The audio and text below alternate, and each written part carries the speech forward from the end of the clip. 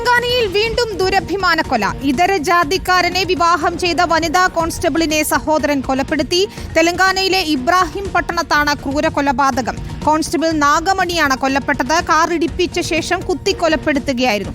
15 ദിവസം മുൻപായിരുന്നു നാഗമണിയുടെ വിവാഹം. AP നദീറ ചേരുന്നു വിശദാംശങ്ങളുമായി. നദീറ, ദാരുണമെന്ന് പറഞ്ഞാൽ പോരാ, അതിനപ്പുറം ഇതര ജാതിക്കാരനെ വിവാഹം ചെയ്തു എന്നതിന്റെ പേരിലാണ് സഹോദരൻ തന്നെ ഇവരെ ഇപ്പോൾ കൊലപ്പെടുത്തിയിരിക്കുന്നത്. എന്താണ് വിശദാംശങ്ങൾ? തീർച്ചയായും വിനിത, അതിദാരുണമായ ഒരു കൊലപാതകമാണ് നടന്നിരിക്കുന്നത്. അതും ഒരു സർക്കാർ ഉദ്യോഗസ്ഥയായ ഒരു വനിതയെ അവരെയാണ് കൊലപ്പെടുത്തിയിരിക്കുന്നത്. നാഗമണി കഴിഞ്ഞ നവംബർ മാസത്തിലായിരുന്നു അവരുടെ രണ്ടാം വിവാഹമായിരുന്നു. ശ്രീകാന്ത് എന്നയാളെ വിവാഹം കഴിച്ചത്. മറ്റൊരു ജാതിയിൽപ്പെട്ട ആളായിരുന്നു ഇവർ. ഇതിനെ കുടുംബം എതിർത്തിരുന്നു. പ്രത്യേകിച്ചും ഇവരുടെ സഹോദരനായ പരമേശ് ആയിരുന്നു ഇതിനെ എതിർപ്പ് പ്രകടിപ്പിച്ചിരുന്നത്. ഈ വിവാഹം നടന്നതു മുതൽ ഇവർ തമ്മിൽ അസ്വാരസ്യമുണ്ടായിരുന്നു. ഞായറാഴ്ച ദിവസം നാഗമണിയും ഭർത്താവും അവരുടെ വീട്ടിൽ വിരുന്നു പോയിരുന്നു. അവിടെ വെച്ചും ഇവർ തമ്മിൽ വാക്കുതർക്കമുണ്ടായി. പിന്നീട് ഇന്ന് രാവിലെ ഇവർ ജോലി സ്ഥലത്തേക്ക് പോകുമ്പോൾ ഇബ്രാഹിം പട്ടണത്തിൽ ആണ് ഇവരുടെ office. Police station Hayath Nagar police സ്റ്റേഷനാണ്.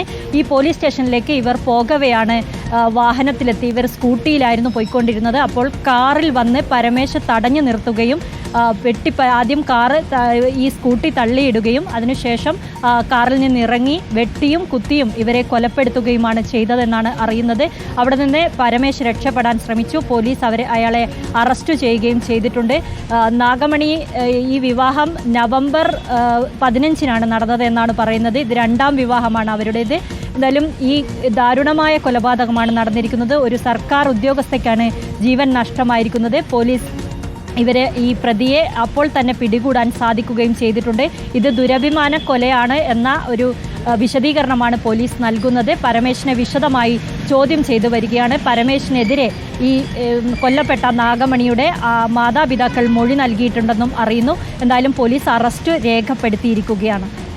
ശരി, നദീറയാണ് വിവരങ്ങൾ നൽകിയത്.